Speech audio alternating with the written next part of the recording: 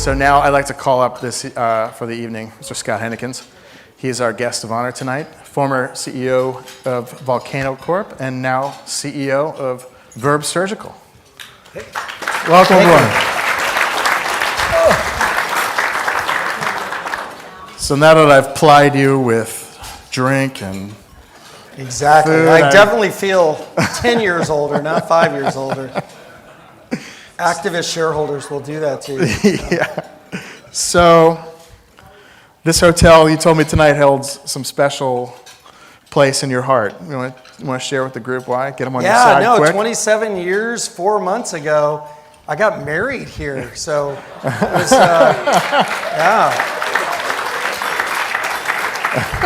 it was, it was definitely a hipper, cooler place. It was the Meridian, you know. Oh, yeah. Half the people spoke French. It had a cool vibe. But, no, my wife dropped me off tonight. She's out with her high school girlfriends. We live in San Diego. She drove up, but we went out back to the gazebo and took our picture. She looks a lot closer to what she looked like 27 years ago than I do. So, yeah. Well, that's awesome. I love that. These are those little coincidences that happen with this event that just like, I love them. I love them. And so let's talk about Verb Surgical because I think it touches on so many things that fascinate us. You know, first, it's the collaboration between Google and Johnson & Johnson, and it deals with robotic surgery. So it's like it's hitting all these awesome buzzwords. And you know, in our discussion, we talked about one of the premises of that Verb Surgical is built upon is that there are something like, I think it's 133 million surgeries a year globally that don't happen because of lack of access to surgery. And talk me through that premise a little, because robotic surgery makes up, what, 5% of all surgeries, and you know, the leader in robotic surgery is Intuitive Surgical right now, and you know, I would not call that a low-cost provider by any stretch. So what do you see in this 133 million projected surgeries a year that don't happen? So leaving Volcano, having a big success, I plan to take a couple of years off, enjoy myself, and then I got a call from the guys at JNJ, Gary Pruden and Alex Skorsky, the CEO there. JNJ DC had funded Digirad and also Volcano as investors and said, hey, we want to create this new company to change the future of surgery. And I really wasn't interested, but I said, I'll go up there and just take a look. Hey, who doesn't want a free, lunch, right, at the Google campus and get a ride around on a bike and can even get a haircut for free, for crying out loud. So I went up, and the thing about Google that really got me excited, they have more money than God, was that, they have these moonshots where they want to make a big difference. And so when you look at this and you say there are 8 billion people on Earth, and only 3 billion have access to surgery. That's incredible. I didn't appreciate that, and that you could be part of something. It's temporal in nature. It may take 20 or 30 years, but you could kickstart a process to build a platform that could grow into giving access to surgery for those other 5 billion people was, it still sends shivers up my spine, like to have the opportunity to get to make that difference in the world by creating a platform that could include robotics and then machine learning and data analytics. It was awe-inspiring and super exciting, for me, and made me, say, all right, I'm done with Africa vacations and golf in Scotland. I gotta. This is more important. So when they started the company, they told you, you're not going to have to worry about capital, you're not going to have to worry about funding, you're going to have to worry about changing the world. Personally, that proposition might make me a little bit nervous. I know what it feels like to be one of my kids now. You got these like really two wealthy parents who are very demanding, and you have no reason to fail. I mean, none. I mean, they're 2 of the 7 largest market cap companies in the world. You got all this Google technology. J&J is the largest med tech company. If you think about, you and I talked about it, like we're on the fringe of this next MedTech 3.0 era, where kind of 1.0 was this industrial space. You made devices, then 2.0, you made devices with some microelectronics and some digital, but mainly analog. Now we're at 3.0, where you have smart devices with machine learning capabilities, connectivity, data. All this stuff is free with computing power, and arguably J&J is the biggest and the best at MedTech 2.0. Google's the best at information technology. You put them together, that's super exciting and intriguing about being able to change the world. Most definitely, but I mean, how do you, doesn't it? And here's $400 million to go do it. Not have to worry about financing, but it's a $10 to $20 billion opportunity. Yeah. With all of Google's technologies, J&J's, putting them together to go make this happen. But how do you not look at it like boiling the ocean? I mean, how do you break that down? How do you change the world? How do you start that first step? Well, anyone here run a marathon? Anyone? So, hey, two people. And how'd you run the marathon? Huh? How'd you run the marathon? One step at three of my Medtronic friend.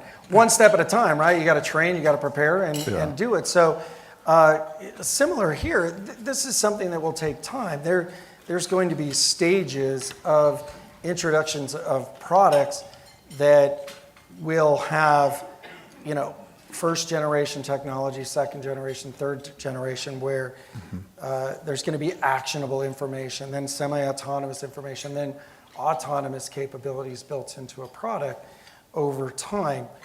But you got to get started, and you got to put that platform out there to collect the data, to do the things you need to do with machine learning. I would imagine this is a much different sort of challenge than the other startups you've worked at, in terms of, you were employee number one here, right? Yep. So like employee number one, you walk in, you put the picture of the family on the desk. There are no desks. Really. You sit on your ergonomically correct. You get a ball. And you get a little, space in the middle of the room. And, it's funny, seriously, how do you even begin to start carving this out? Because I'm trying to get to what, in as much as you can share, what will the products that you create look like? Or is it a product? Is it a... Yeah, so we think in terms of a platform. We think, in the worlds of surgery, there was open surgery, that was surgery 1.0, then there was laparoscopic surgery 2.0, robotic surgery 3.0. We think in terms of this new era of digital surgery, what we call surgery 4.0, that a number of key opinion leaders have talked about, and we've adopted that language, which is to say that robotics is a tool. It'll be used on open surgeries, laparoscopic surgeries, data analytics and machine learning, again, working on open and laparoscopic procedures as a tool. But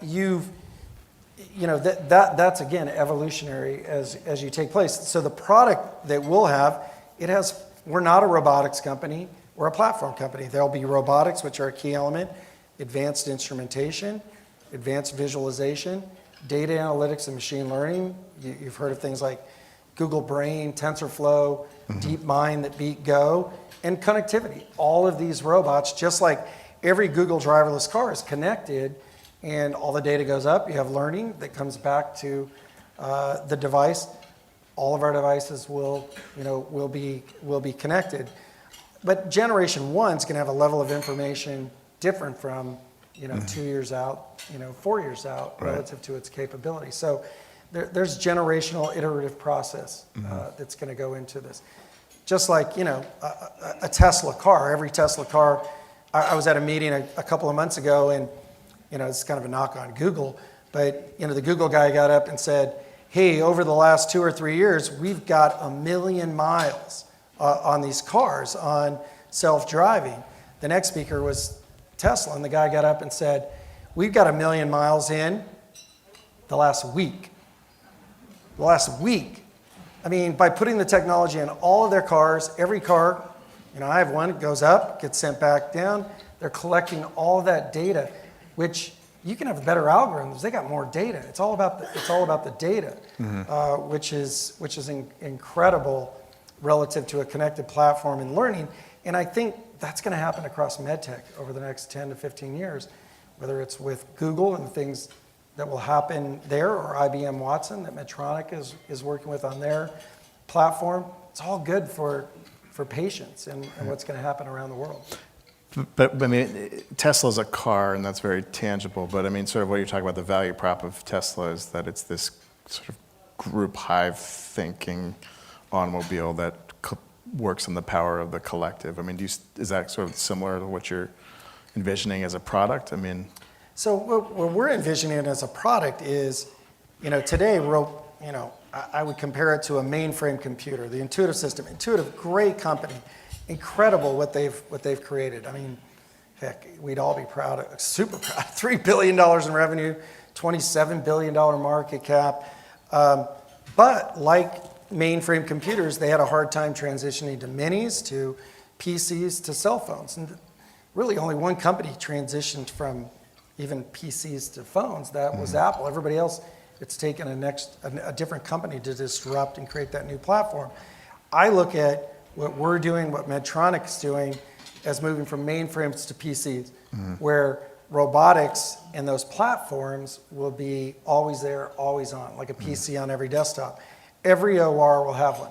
Back to my Volcano days, we said we need to put our system in every single interventional cardiology cath lab. 5 years later, we had 8,000 installed systems. Between us and Boston, we were in every single cath lab. We had 80% of the installed base because we said, hey, we're going to have an open platform with all of these apps. Similarly, it's our intention to be open platform, have multiple apps. So we put in this platform that allows it to be always there, always on, available to help you as the surgeon do surgery. If that's one portion of the procedure, it's the entire procedure. We're indifferent. If that's just using an advanced instrument from J&J on it, if it's the advanced visualization, because now we have machine learning on visualization to help you identify a ureter or a nerve, et cetera, or if it's the segmentation, because we can track through your procedure, the steps relative to simulation and training, all of those are going to be part of a total solution. The product is no longer robotics. The product is, robotics, the advanced instruments, the visualization, machine learning, the connectivity. Back to like when I was at Volcano, we were competing with Boston, and Boston would say, well, we have a little better IVUS catheter. And I was like, it doesn't matter. We have two kinds of IVUS catheters: coronary, peripheral, pressure wires, flow wires. That's the product. Like, who cared if Lotus 123 was a little better than Excel? It didn't matter. The product was Microsoft Office. You had to have PowerPoint, Word, the Internet Explorer. The whole thing was the product. Now, at the same time, you can't be the copier, printer, fax. It's a shitty copier, a shitty phone, a shitty, we've all been there. I mean, it's got to be, best in class in each of those segments. So I don't know if that answers your question about the product. No, it does. But it's a platform that, the vision is it's in every OR. Every single one of them is connected to the cloud. We have a whole suite of products at Google Cloud, YouTube for organizing all the videos, 3 different machine learning algorithms with TensorFlow, Google Brain, and DeepMind, AR, VR, all their gaming stuff, both Android and Chrome from an operating system, all the cybersecurity. You go, if you're another company trying to replicate that, you got to go to 7 or 8 different vendors. I tried to create an operating system for Volcano when we switched from being a single app to multiple app. It took 4 years and $30 million, and all these engineers who were good but not great. Like, I wireframe this product solution. 2 months later, you have full access to Google's all of their software, and you have a fully working prototype.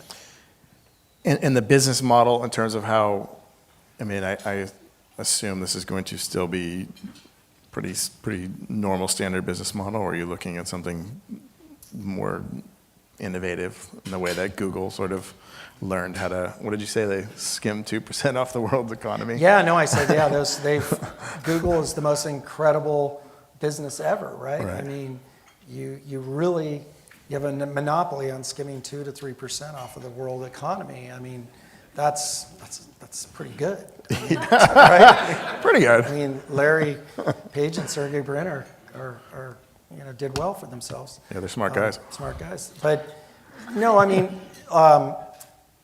the opportunity we have is to have two businesses in the sense of one is the surgical business, the other one is all those Google technologies that I mentioned, where there's 8 or 9 of them that it could apply not only to us, but can be a solution to if you're an EP company, if you're a cardiac surgery company, if you're a visualization company, if you're a orthopedic company. The same things apply where you're going to want all of these devices. I don't know if you're ResMed with sleep apnea, if you're a Pyxis, pill dispensing machine. I mean, you want that connectivity to the cloud, learn all this data, get this machine learning and benefit that you can push down, but also giving, like you all get all these benefits, whether you're on Twitter or Facebook or Instagram or whatever, where you're not paying for anything, but you're getting benefit, but they're getting benefit, by being able to advertise you, get all of your data. There's an opportunity for another business to collect and have all that. IBM Watson's pursuing that aggressively, and Google's now setting that up more on pharma and biotech to do the same. I've heard often that surgeons are more like artists than art engineers. Do you think they kind of bristle at the notion that they need more uniformity, or they need more assistance, or the help of a machine learning algorithm or something like that? Yeah, our experience, we've had well over 100 surgeons visit us in the last year, all of the key opinion leaders from around the world, and they are super excited about what's going to happen and how surgery is going to change over the next 5 years. I mean, look, they can now understand better what they're doing, and they can also will have a platform for sharing that throughout the world to help educate people around the world to do surgery better. So I think they all recognize they can get better, and they want to follow that person. They want to share with that person. This allows you to collaborate, to understand, and when you're a surgeon, you're sitting at the bottom of this triangle in your local hospital, and you have your fellows, you have your people in your program. Your circle of getting information is pretty limited versus all of us where we're using the internet and I'm sitting in my home and I'm, last night I'm, saying, okay, Google, what's the magic word?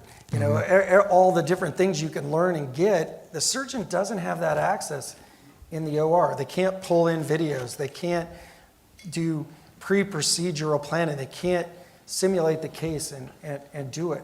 All these things they want to have because they want to deliver great.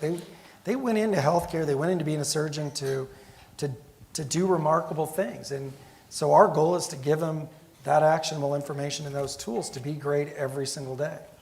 So there's not a lot to argue with about that. And it's flexible, it's optionable. Hey, you do this procedure, these 17 steps, that's fine. This guy does them 15. Here, you can now start seeing your 17 steps versus his 15 or hers and look at those differences and outcomes because you're following them and you're sharing. If you want to, it's all open or closed. It's just like anything else. You can have the privacy that you want, or you can share if you want.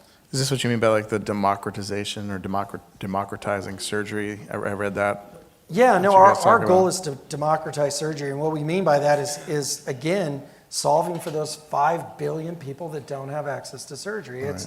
It's 30 years from now. You have machine learning, you have data analytics, you have robotic systems that are smaller, cheaper. They can be everywhere. And you can do surgery, locally, remotely. You can divide up the manufacturing process so that they're doing those 10 or 15 minutes that are super complicated. Other people that are less skilled are doing other portions of it. Again, that's not for today, that's not for tomorrow, but you could see as you develop the platform where you could go to deliver healthcare everywhere in the world for people. So you said you're really excited about machine learning and its impact on med tech. I saw you said that at the Cleveland Clinic. Are you a techie? I mean, are you a guy who's an early adopter of tech? Are you a sci-fi fan? I mean, tell me what kind of like got you No, juiced up about this? I was definitely not the kid watching Star Trek or Star Wars. I was watching, the Angels here locally lose a lot as a kid growing up. Over time, I definitely have fell in love with technology and med tech and the opportunity to change the world, with it. I've had the privilege to get to work in this industry like the rest of you on everything from artificial hearts at Edwards to heart valves to bypass surgery and then minimally invasive surgery and non-invasive imaging to find heart attack. And you feel a privilege, but also an obligation once you've been in that position to make stuff happen. You've joked with me. I sent all my emails, go, go, go. Yeah. There's power in action. That's part of the reason we named the company Verb. We want to take action. It's kind of a force equation relative to what's possible. Let's try and make everything that's possible in our lifetime happen. Yeah. And shame on us if we don't. So, I think, technology offers a lot of potential. We got to manage it. I mean, I wouldn't be that afraid of like the singularity is near, like being at Google and seeing really where we are with machine learning. We don't have a lot to worry about in the short term, in the next 20, 30, 40 years. But there's a lot of benefit that I think that we can incorporate into devices to figure things out. Cheaper, faster, better. So you're not a sci-fi fan, so my question, does the future of medicine look more like the robot doctors of Empire Strikes Back or the tricorder of Star Trek? Wouldn't be... I actually have the tricorder, and I actually have their scanning surgical machine is in my presentation decks because I think they're, we're within 50 years of some of those capabilities based upon, look at like what a company like HeartFlow is doing, right down with non-invasive CT imaging to tell you, what to treat, not to treat, in the cloud, and then you can envision robotics with Corindus doing, stenting without angiography. And, it's almost like, processing a CNC machine to go do things. And I think we'll have steps like that can happen in surgery as well. But like in 50 years, do you think the future looks more like a robot is operating on you, or is it a person with a robotic device that is giving you? I think a robot's operating on you. Yeah. In 50 years, Yeah. If you can look, if you play out the continued acceleration of technology, and Moore's law goes, to 3 years, even 4 years. Computing power every 10 years, I think the number is something like it's 10,000 times greater. 10,000 times 10 years? Yeah. 5 times over a 50-year period. And what can be learned and the computing power at that point in time, there's a rapid acceleration that will take place. So I think there's a surge in there that's guiding things, but you're going to have advanced algorithms that will tell you all of your imaging information. If you want to suture, it's going to be able to suture much better than a human can. The combination of the two working together is definitely the future. I'm skipping ahead a little bit because it does bring me to something like, I read Stephen Hawking recently say, that we've seen a lot of sort of monumental changes in terms of the voting patterns of, Brexit and our recent election and some of the other more sort of surprising results. And he said, really, that is sort of the vocalization of the masses about the concerns about their economic consequences of globalization and accelerating technologies. And he said the automation of factories has already decimated jobs in the traditional manufacturing and the rise of artificial intelligence is likely to extend this job destruction deep into the middle class, with only the most caring, creative, or supervisory roles remaining. So, I mean, since we're looking at this 50 years from the future, I mean, do you think that's something that you guys have to take into account? Will there be a backlash against the robot? I don't think that's something in the next 10 or 15 or 20 years. Yeah, I'm talking about the But 50-year if kind it's of. 50 years, no, I definitely think it's something that society will at some point need to start being concerned about and worried about. I don't, Tom Friedman has his new book out. There's a great line in there, the factory of the future will have one person and a dog, and the line was something around, the dog is just there to bark at the human or for the human to feed the dog, or, the human doesn't have a job. It's like the dog has the job. I mean, Right.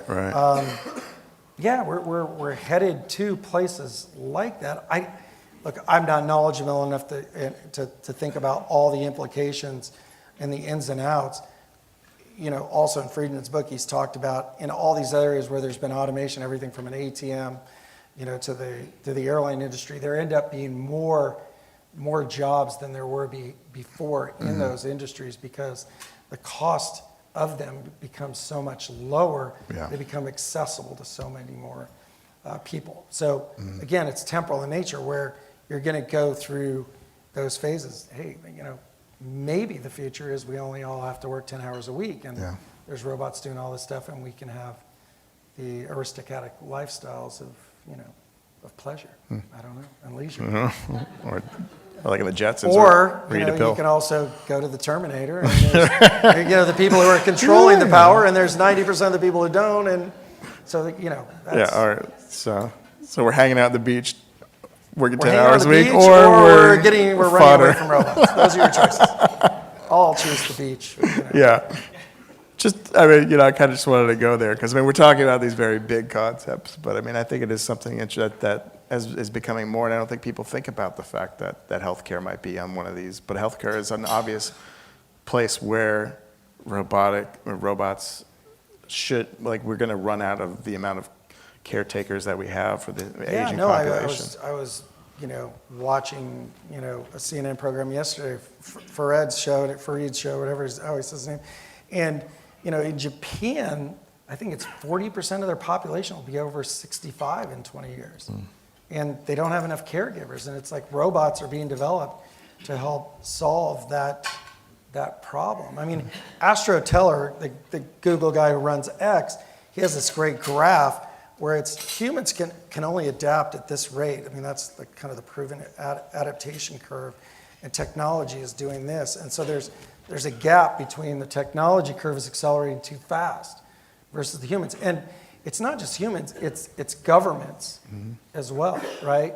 So if you look at Uber, Airbnb, they're stuck because their technology is above the human and the government adaptation curve, right. And you got to solve for that. So we, as an industry, whether it's AVMed, MDMA, all of us, I think we need to be pushing so that we can get that government adaptation curve to be faster, so that we can force, data anonymized to be available, so we can have solutions versus being limited. So it's not 20 or 30 years like Epic and Cerner, open their platforms up to have data accessibility, or HIPAA laws with anonymization are adapted so that you can get data as a vendor to nothing to do with a person, but figure out solutions to help people, because people want those solutions to happen. So we got to get that curve to go up, and we as the United States have become, in my view, more risk adverse. Other countries like China are just going to say, screw it, we're moving the curve to this rate because we're going to make a totalitarian decision, and they're doing it in genomics right now, right? So we're going to fall behind because you can't do research that you can do other places in the world. You're going to have to get that curve up. Now, 21st Century Curves, I think, was a good step last week. AdvaMed and MDMA and others have worked passionately to get that moving forward. And it addresses moving that curve up so that it can be more equal to the technology acceleration curve. Let's take a step back here and look. Not to bore you all, but get excited about this.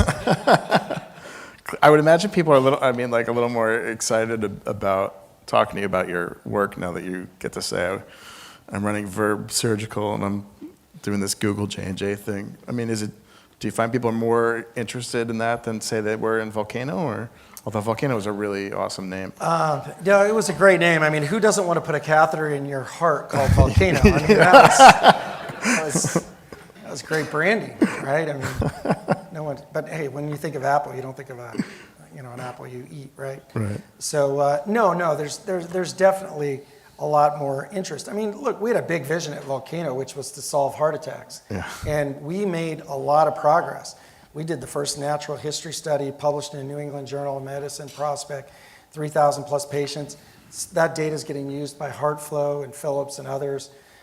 Now with some machine learning, there's signals there to help figure out which plaques are likely to progress and cause heart attacks.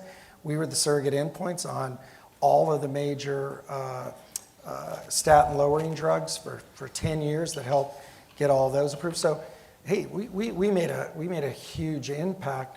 But hey, there is something that's a different level of sexy around Google, JNJ, robotics, machine learning. This next 50 years question, how you can change things that is impactful. It must be fun for you. I mean, like, to be there in this place that now everybody thinks is synonymous with world-changing innovation. And you told me you're a startup guy, you've been in startups for 20 years, and now you're working right next door, right, to where they founded Google. Your offices are right next door, right, or in the same building or something like that. And 2400 Bayshore was their first office, and their second office was 2450. So we're in 2450. It's pretty weird. Like 15 years ago, Larry Page and Sergey Brin were there as two PhD guys with this little company, Google, which is now the largest market cap company in the world. That's crazy. Yeah. It's crazy to think about, 15 years ago.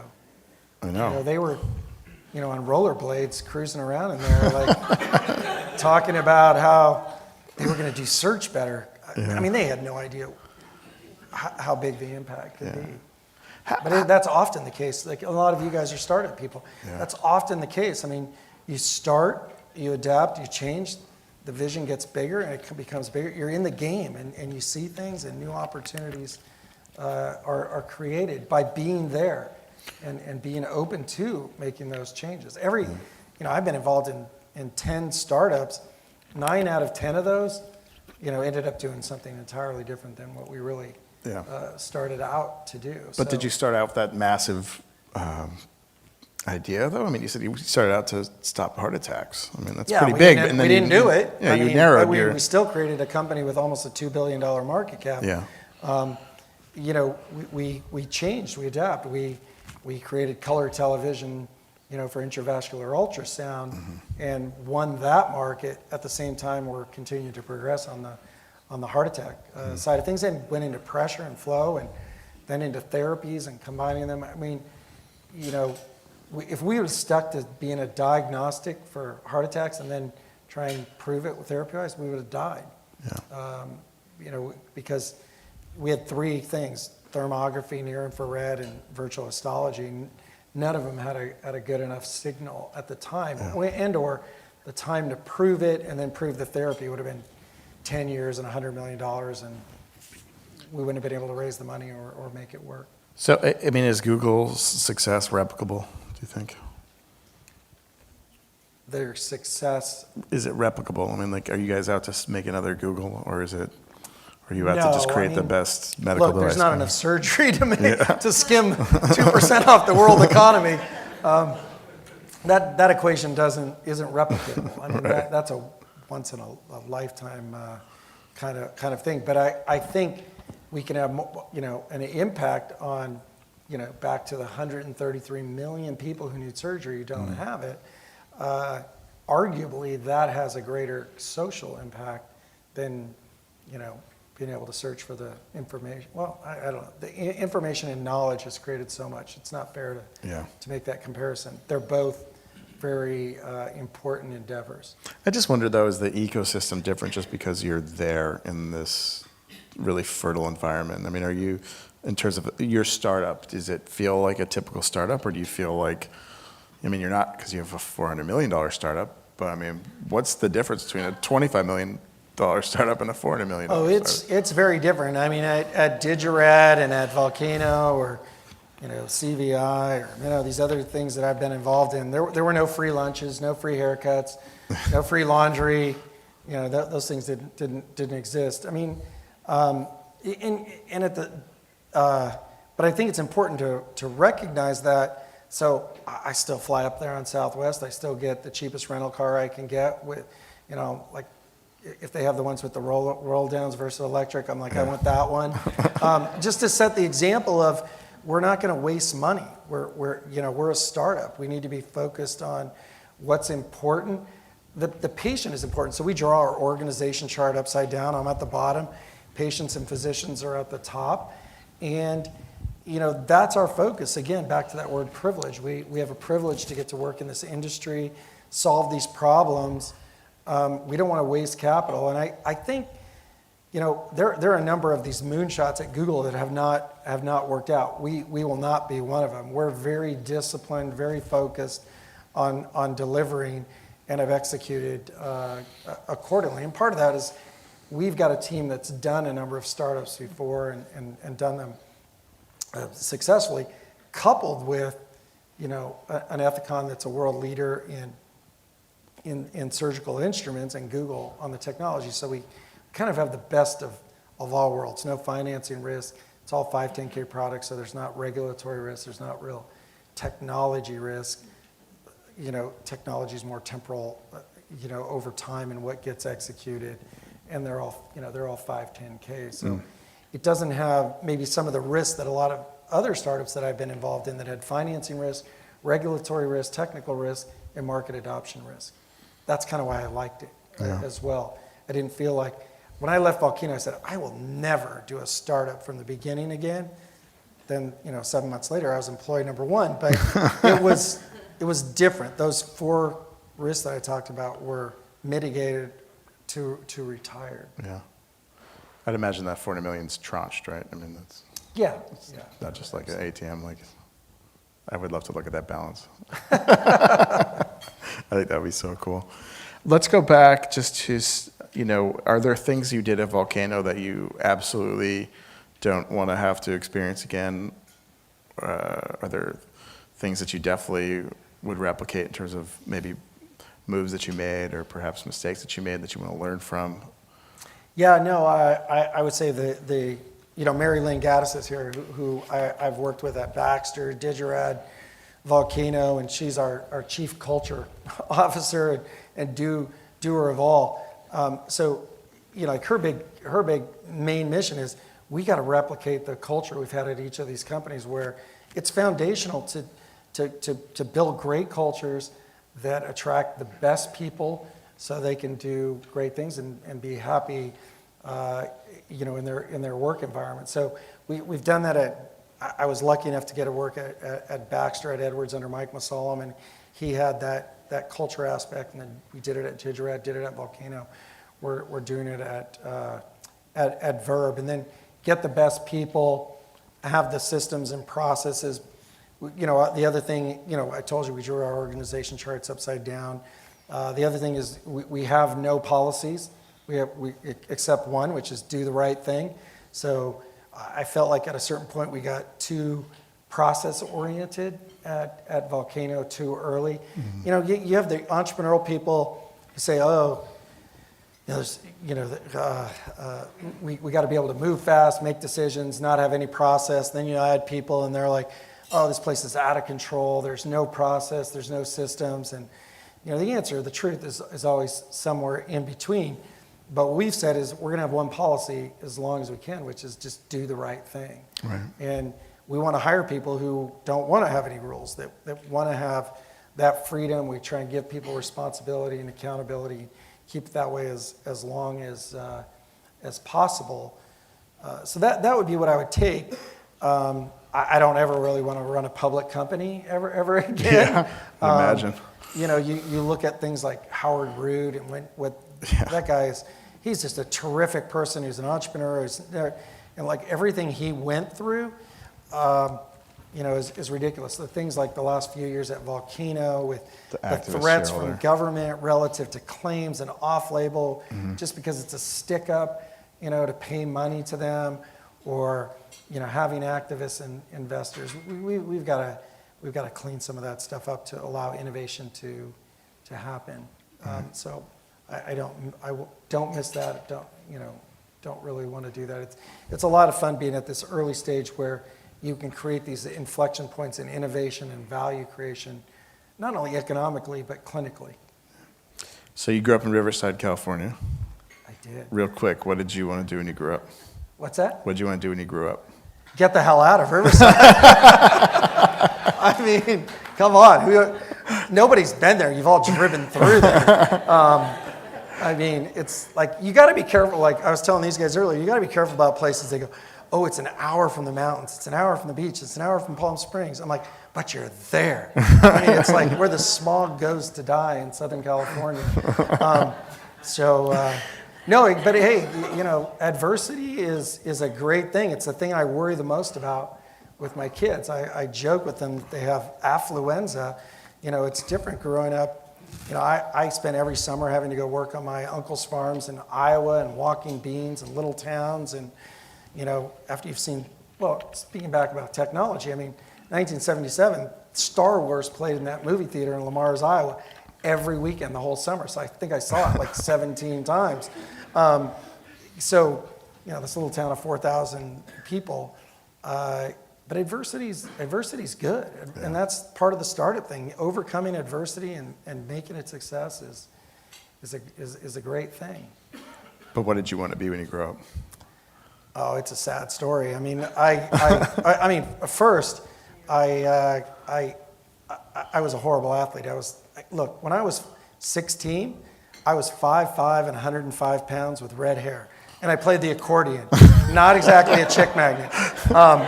You know, that was like the poor man's piano, the accordion.